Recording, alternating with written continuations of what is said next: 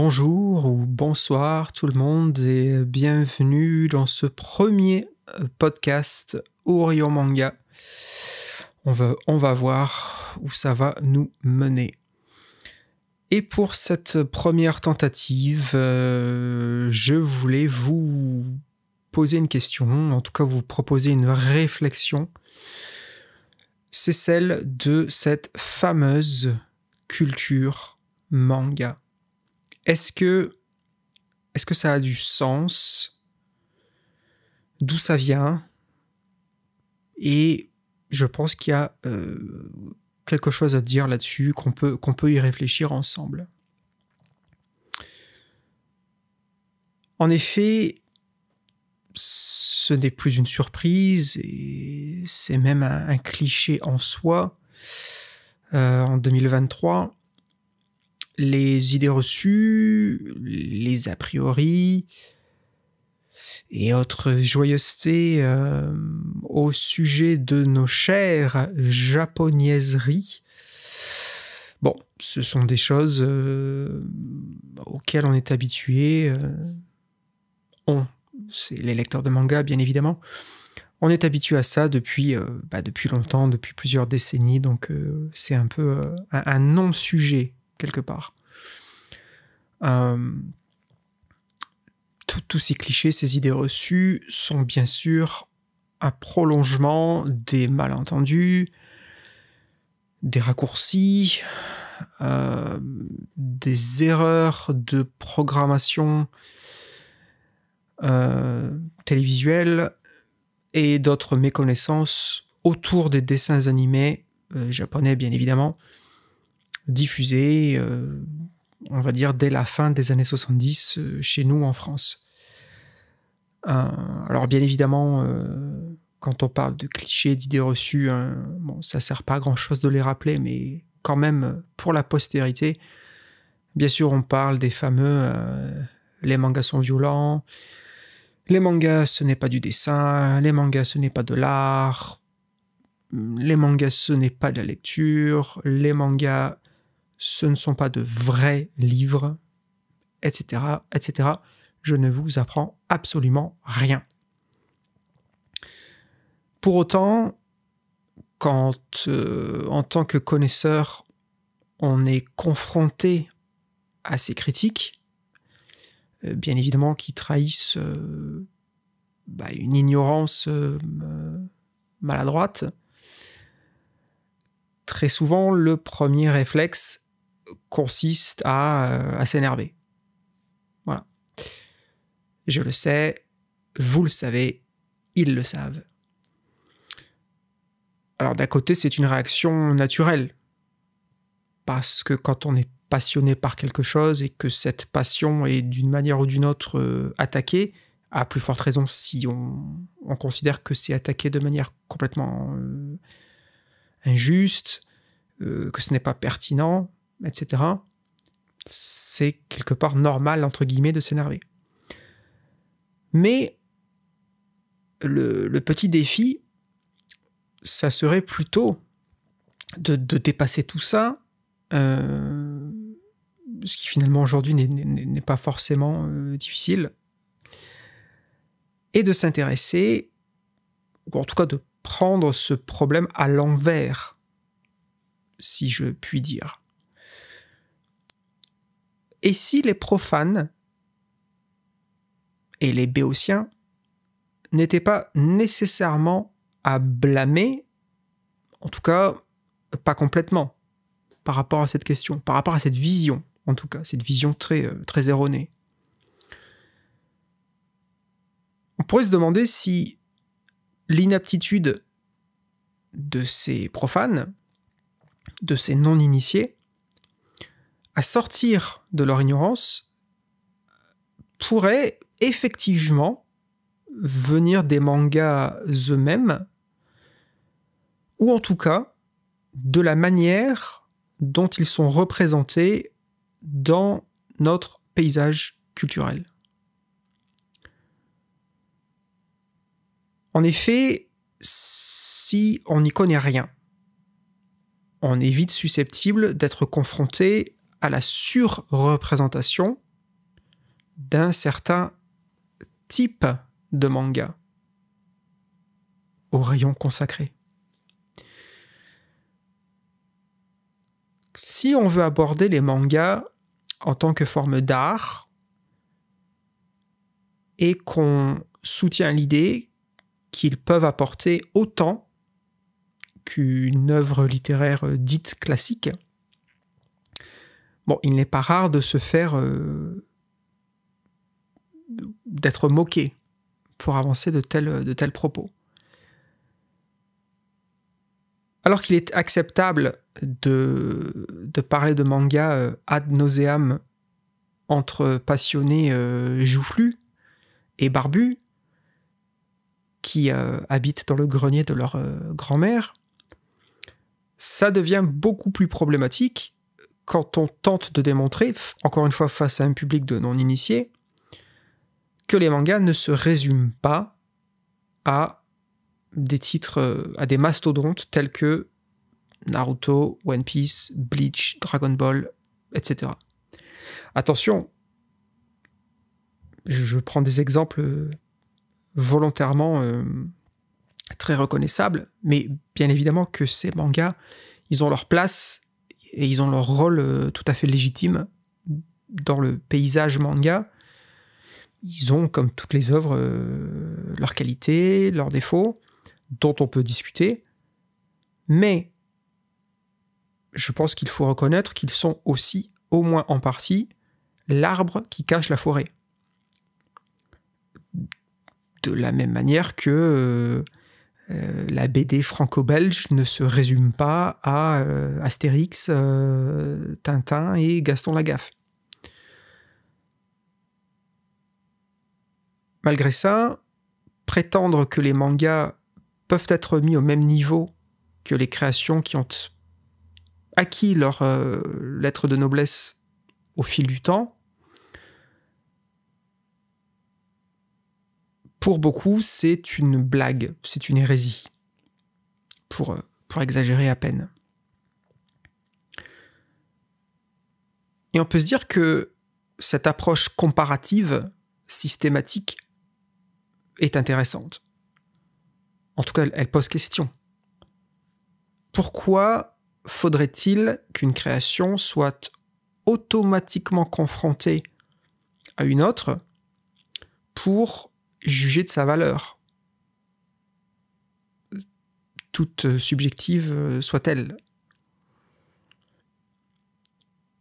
Est-il en l'occurrence pertinent de mettre en parallèle ce qu'apporte un roman à ce que va proposer un manga qui, lui, va s'appuyer en grande partie, bien évidemment, sur des éléments purement visuels. Le découpage, l'ancrage, la perspective, des lignes de vitesse, les bulles, le remplissage, les onomatopées, etc., etc. Alors, bien sûr que les mangas sont des livres et ils prêtent donc le flanc à la comparaison avec d'autres livres. Mais ça ne rend pas pour autant ce rapprochement teinté de jugement à l'emporte-pièce plus pertinent.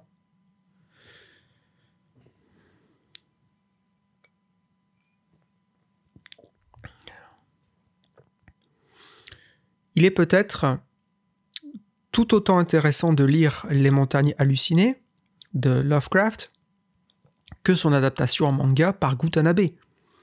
On ne les lit pas pour les mêmes raisons. Lire l'un ne va pas empêcher de lire l'autre. Découvrir le manga peut inciter à aller découvrir l'œuvre originelle qu'il adapte.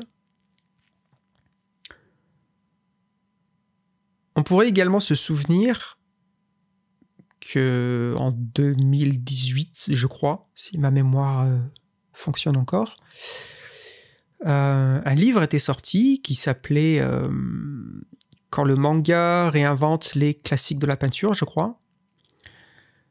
Et c'était une collection de dessins qui réimaginaient de célèbres peintures et ce qu'elles auraient pu donner sous les pinceaux de mangaka. On peut imaginer que cet ouvrage a pu éveiller l'intérêt d'au moins certains lecteurs pour aller découvrir les peintures originelles, pour s'intéresser à cet art, qui, en tout cas de prime abord, est quand même très éloigné des mangas.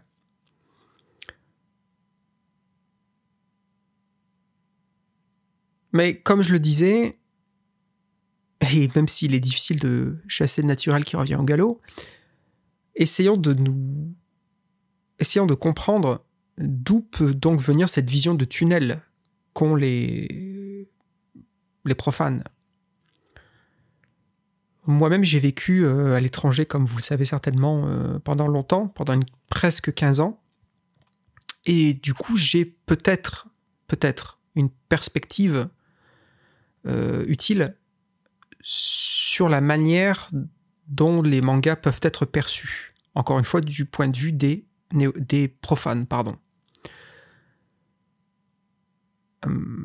Parce que j'ai longtemps vécu à l'étranger, j'ai fait grandir ma collection personnelle, ma mangathèque, grâce à Internet, à cause de ma situation géographique. Ce que j'achetais, ce que je lisais, ça a découlé de ma propre curiosité, puisque je n'avais pas accès au rayon manga des différents lieux de vente habituels. Ma supposée culture manga, je l'ai donc nourrie tout seul dans mon coin, pendant longtemps. Puis, je suis revenu en France fin 2020. J'ai donc eu accès à nouveau aux librairies, aux Fnac, Cultura, etc. Et force est de constater que ce qu'on y trouve ne représente que très peu ce que je lis, voire presque pas du tout, même, puisqu'il y est tout à fait traditionnel, habituel, quand on y va, de se retrouver devant des murs de manga, principalement shonen, et encore plus principalement neketsu, en tout cas en grande partie. Ces titres qui appartiennent à cette cible éditoriale, ils correspondent à des codes visuels et scénaristiques bien précis et donc identifiables. Alors, bien sûr, il y a des exceptions, et il y a des titres qui arrivent à tirer leur épingle du jeu au niveau de l'originalité, mais en général, les mangas issus de cette cible éditoriale ont tendance à recycler de nombreux éléments de manière récurrente. Et ce n'est pas un reproche, c'est une constatation. On ne peut pas leur reprocher, puisqu'ils ont été publiés au Japon dans des magazines qui ont une cible, un lectorat bien précis, bien spécifique, bien défini. Donc ça serait idiot de les attaquer là-dessus. Si attaque, il y avait lieu d'être. Lieu d'être, je ne sais pas. Il est tard. Ils ont donc de nombreux points communs et finalement se ressemblent beaucoup, en tout cas vu de loin. Et c'est ça qui est important. Puisqu'à partir de là, mettons-nous dans la peau d'un parent, d'un grand-parent, ou encore une fois, tout simplement d'un profane, d'un non-initié. Cette personne passe devant le rayon manga. Cette personne, que voit-elle? Que va-t-elle voir? Est-ce qu'elle voit une œuvre hétérogène, variée, disparate, ou est-ce qu'elle voit une offre homogène qui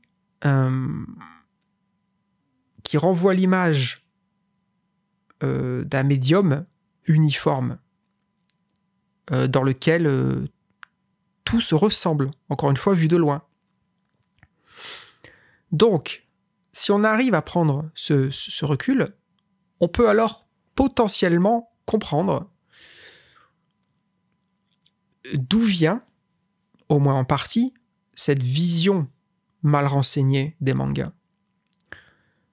Les shonen et les shonen neketsu ont un succès énorme, et depuis longtemps, chez nous.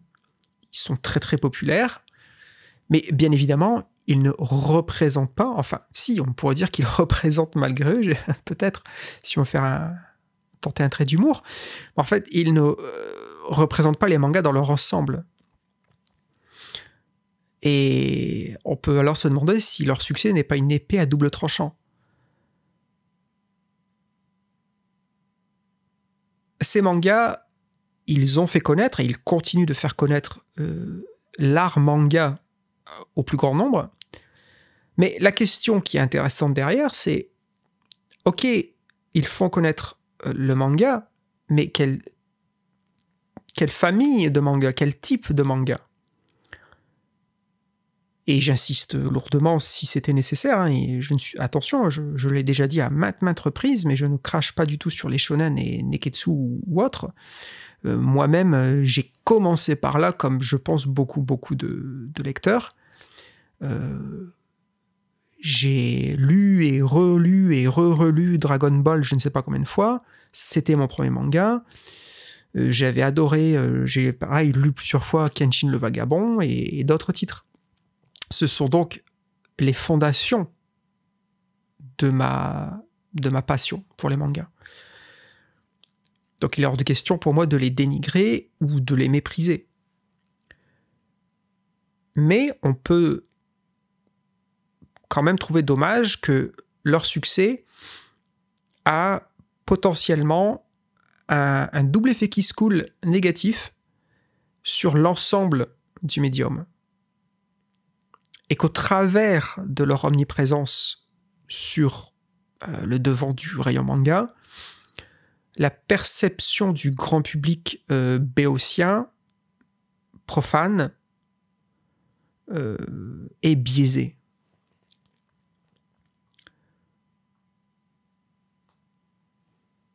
Et bien évidemment, il suffit de se balader sur YouTube, sur Internet, sur les réseaux sociaux, pour voir quel contenu de créateurs fonctionne, quelle vidéo, quel post, Instagram, que sais-je encore. Il suffit d'aller en librairie et de laisser traîner ses oreilles, d'écouter les conversations. La majorité des lecteurs de manga, quand ils parlent de leur passion, ça tourne très très souvent autour de la dernière série à la mode, de celle qui vient d'être adaptée en animé, ou de titres considérés comme indétrônables et qui caracolent en tête des ventes ou qui se recyclent. Je pense que Dragon Ball, avec Dragon Ball Super notamment, est vraiment un cas d'école, par exemple.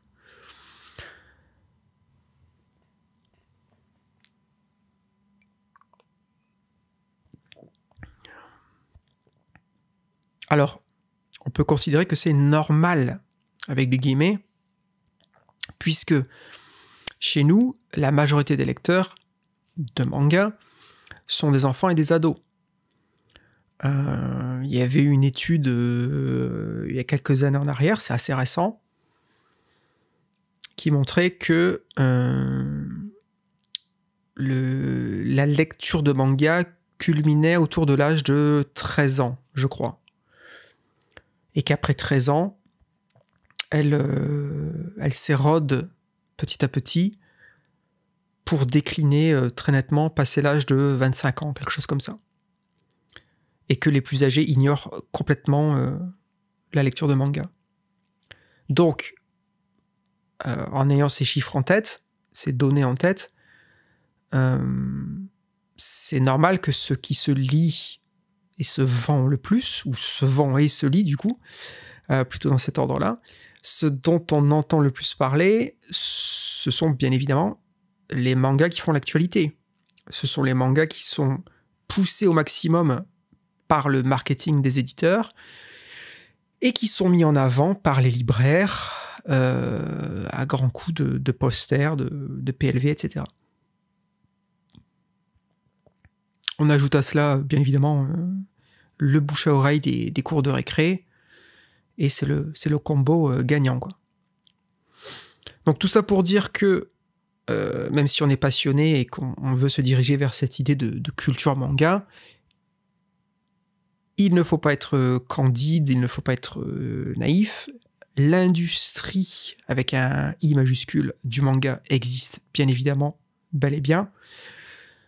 Ça ne surprendra personne. Et même si je serais le premier à ne vouloir voir les mangas que comme une entité purement artistique, à l'image d'autres formes d'art, le cinéma, la musique, etc. Et comme les autres formes d'art, il y a tout un pan de cet univers qui génère énormément d'argent, et donc les enjeux financiers sont bien évidemment loin d'être secondaires. Alors, évidemment, il n'y a rien de machiavélique derrière tout ça, il n'y a rien de répréhensible, mais la conséquence de ça, c'est que tout cet aspect mercantile, bien qu'il ait son importance, parce que les auteurs ne vont pas vivre d'amour et d'eau fraîche, tout ça, ça laisse très peu de place aux mangas plus discrets, qui, eux, n'auront pas le droit donc à ces fameux posters, PLV, etc. Et encore moins aux vidéos YouTube qui font 100 000 vues. Donc cette combinaison de marketing, d'obligation de générer des profits, et le fait de proposer au public quelque chose qui le rassure, parce que ça va être quelque chose qui va être facilement vendable, si je puis dire, ça a des conséquences, bien évidemment. Alors, vous le savez, moi, un de mes buts, même si c'était pas volontaire au départ, un des buts de ma chaîne YouTube Orion Manga, ça avait été justement de mettre un coup de projecteur sur tous ces livres, tous ces mangas boudés pas forcément par le grand public, mais par le public de lectorat, enfin par le lectorat généraliste manga en tout cas. Parler de beaucoup de titres qui restent dans l'ombre ou qui ne peuvent pas se vendre à des centaines de milliers d'exemplaires, voire tout simplement des dizaines de milliers, ça serait déjà beaucoup pour beaucoup de titres. Et il y a donc énormément de mangas, d'auteurs, d'éditeurs qui mordent la poussière parce qu'ils n'arrivent pas à sortir la tête de l'eau. Encore une fois, ça je ne vous apprends rien, bien sûr.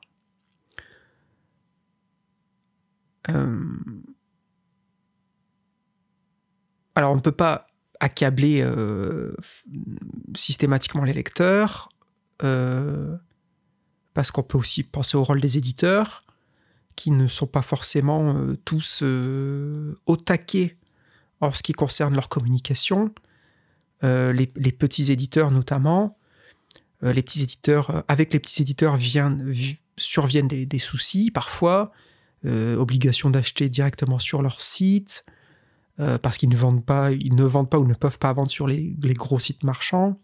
Ils sont absents des librairies, parce qu'il y a des problèmes de distributeurs, etc. Donc moi, je ne suis pas là forcément pour défendre bec et ongle les petits éditeurs et les indépendants. Et je n'ose pas imaginer en fait toutes les difficultés qu'ils peuvent avoir ne serait-ce que pour survivre. Cependant, c'est vrai que c'est un peu leur talon d'Achille, malheureusement, notamment je pense à leur communication qui n'est pas tout le temps idéale. Mais c'est un autre sujet.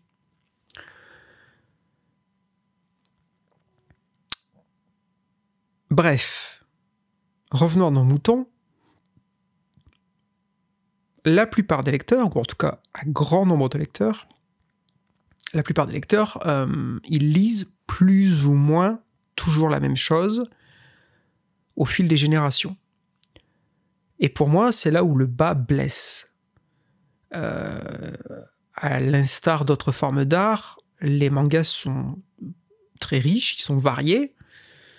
Et c'est vrai que toujours entendre parler des mêmes archétypes de titres, de mêmes cibles éditoriales, moi je pense, voilà, c'est mon avis, je pense que ça porte préjudice au manga en général. Mais on pourrait bien évidemment dire exactement la même chose du cinéma, par exemple. Je pense aux films Marvel qui ont, je pense qui ont vampirisé et qui continuent de vampiriser le grand écran. Mais que ce soit la nouvelle série à la mode, un titre d'un auteur inconnu ou un manga publié il y a 15 ans, en réalité, ça ne devrait rien changer. Alors bien sûr, on peut être passionné de manga et en même temps, on ne peut pas s'intéresser à tout. On a nos prédilections, on a nos affinités, on a nos préférences. On ne peut pas tout lire, bien évidemment qu'on ne peut pas tout acheter, et donc on ne peut pas tout découvrir. Bon, c'est une frustration, c'est la fameuse frustration du lecteur dont j'ai déjà parlé sur la chaîne, et je suis certain que vous la connaissez également.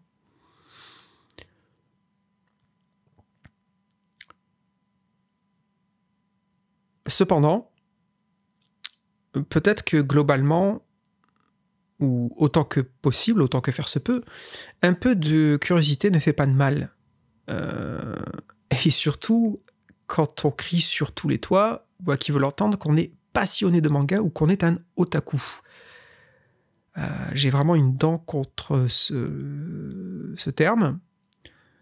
Parce que moi j'ai envie de dire, d'accord, tu es otaku, donc tu te dis passionné de manga, mais est-ce que tu es passionné de manga ou tu es passionné de shonen neketsu?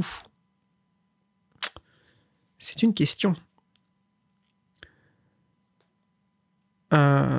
Autrement dit, ce n'est pas parce qu'un manga ne fait pas la une d'Instagram ou de Manga News ou que sais-je encore, qu'il n'est pas susceptible d'être au minimum intéressant, de nous plaire, de nous divertir. C'est un manga qui peut être obscur, peut-être vieux. C'est un manga qui peut être qui est de niche ou considéré comme de niche et qui peut ne pas correspondre aux canons actuels. Mais ça n'en fait pas moins une création tout autant légitime que le nouveau tome de l'Attaque des Titans ou de je ne sais quel titre rouleau compresseur. Donc il peut ne pas plaire à toutes les sensibilités, mais il existe, bien évidemment, parce que derrière, il y a au moins une personne, mais le plus souvent plus d'une personne, un auteur, des dessinateurs, des scénaristes, des éditeurs, qui ont eu des idées, qui ont eu un projet. C'est notre projet! Ah, sors de ce corps. Donc même s'il n'arbore pas une couverture sexy, même s'il ne ressemble pas à ce qu'on a l'habitude de lire, c'est quand même le fruit de l'imagination d'une personne. C'est le résultat d'une créativité. C'est l'enfant d'une ingéniosité qui a transformé une idée en réalité. Et je pense qu'il est aussi important de se rappeler que le fait qu'on ait accès à ces titres-là, donc évidemment, vous l'aurez compris, je fais référence aux titres moins connus, le fait qu'on ait accès à tous ces titres-là, c'est quelque part, alors j'aime pas trop cette expression, j'allais dire c'est une chance. J'aime pas cette tournure de phrase parce que ça laisse sous-entendre que c'est lié au hasard, ce qui n'est pas le cas. Mais en tout cas, ce que je veux dire, c'est que les plus vieux d'entre vous savent très bien que il y a 20 ans, il y a 30 ans, on n'avait pas du tout la même offre manga en France qu'on a aujourd'hui. Donc oui, d'une certaine manière, c'est une chance quelque part d'avoir ce catalogue énormissime de mangas en France. Et ces mangas qui peuvent être boudés ou ignorés, ils peuvent tout autant raconter des histoires captivantes, qui vont nous faire réfléchir ou qui vont tout simplement nous divertir à leur manière. Ils peuvent nous faire découvrir des mondes lointains, mais ça peut être aussi, je ne sais pas moi, le quotidien d'un homme qui marche. Hashtag Taniguchi.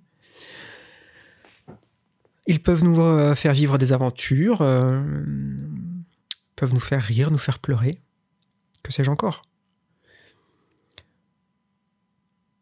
Mais ce qui est important, en tout cas pour moi, à mes yeux, c'est qu'ils nous font sortir ou sont susceptibles de nous faire sortir de notre zone de confort.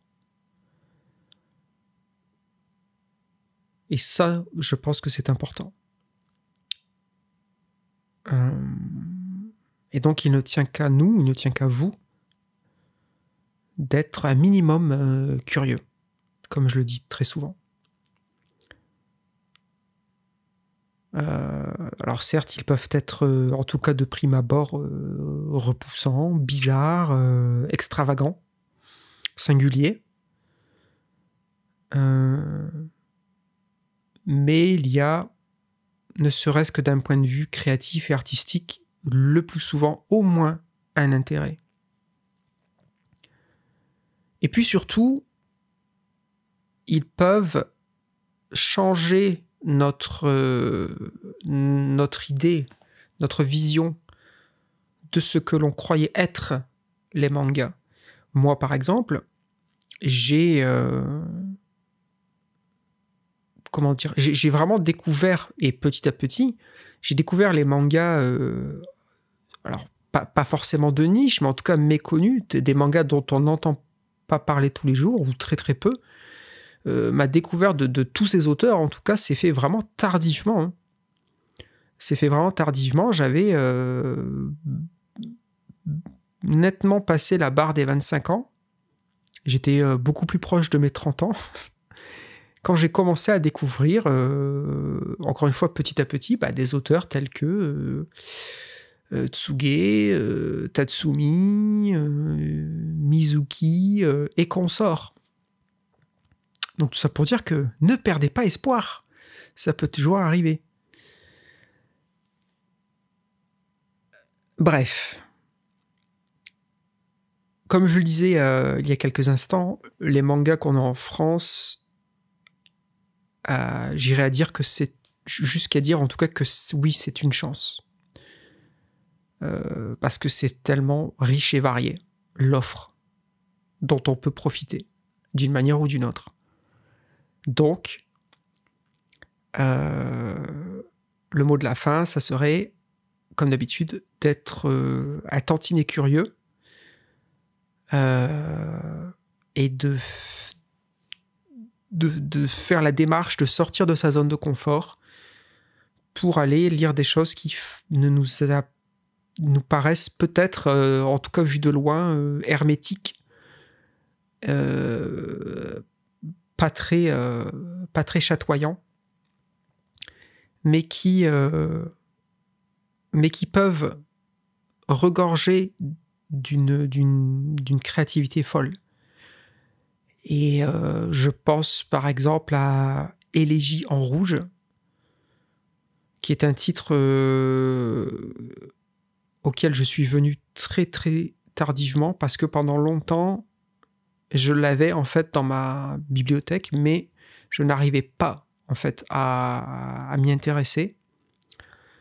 Et jusqu'au jour où j'ai vraiment, je me suis fait violence, voilà, pour sortir de ma zone de confort, même si ma zone de confort est assez large, j'espère aujourd'hui. Et même si je suis tout à fait d'accord pour dire que Élégie en rouge est un titre vraiment très hermétique, en même temps, si on prend le temps de s'attarder sur les planches, sur les pages, si on se renseigne, si on essaie de comprendre ce qu'il y a bien au-delà du simple dessin, et on commence à découvrir toutes les références culturelles historiques dont ce titre regorge, ça nous ouvre les yeux, et au moins on peut déjà commencer à comprendre certains éléments, ce qui rend de fait ce titre moins hermétique. C'est un exemple parmi d'autres. Donc, pour votre culture manga,